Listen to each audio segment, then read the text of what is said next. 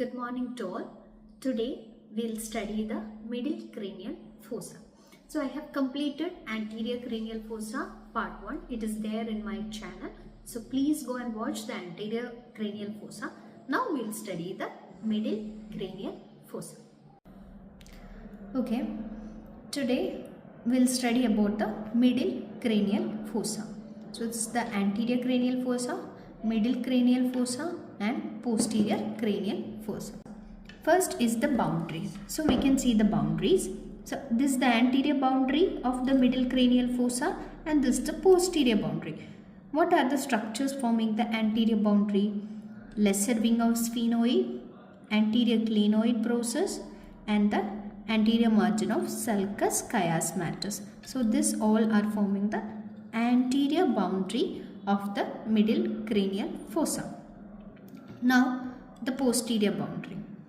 So this is the petrous part of the temporal bone, having an anterior surface and a posterior surface. So and this is the superior boundary. So the boundaries posteriorly forming is the superior border of the petrous part of temporal bone. This is the posterior clinoid process and this square shaped bone is the dorsum sellae. These three are together forming the posterior boundary of the middle cranial fossa. That is the superior border of the petrous part of temporal bone, this elevation, that is the posterior clinoid process and the square shaped dorsum sellae. Now coming to the bones forming the middle cranial fossa.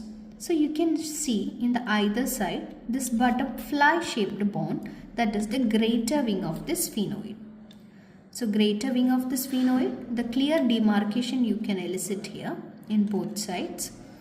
Now this one is the squamous part of the temporal bone. Squamous part of the temporal bone. And this is the petrous part. These three bones are together constituting the lateral side of middle cranial fossa and you have the body of sphenoid. Now coming to the structures which you can see in the midline. So first is the shallow groove. This is a shallow groove. You can see a shallow groove here which is known as sulcus chiasmatus. The shallow groove is called as the sulcus chiasmatus. And this bony elevation. You can see a bony elevation here which is known as tuberculum sellae. Tuberculum sellae.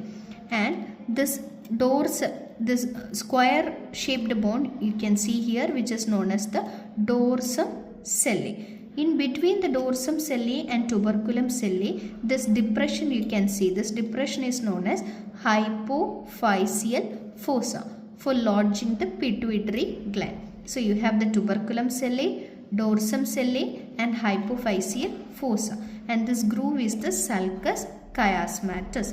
Just lateral to the groove you can see the optic canal through which optic nerve, ophthalmic artery and meninges pass. So this is the optic canal.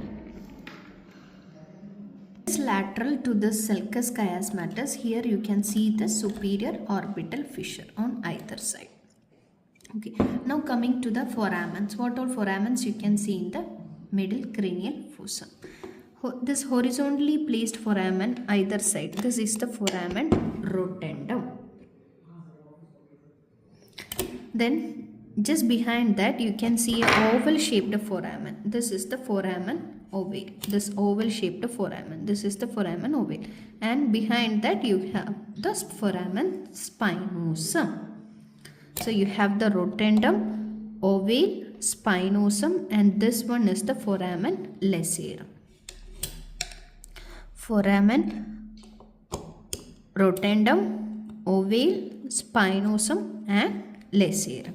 So these are the foramens you can see in the middle cranial fossa. Now what are the structures you can see in this petrous part of the temporal bone? In the anterior part you can see a small depression. This depression is known as the trigeminal cave for lodging of the trigeminal ganglion. This is the depression.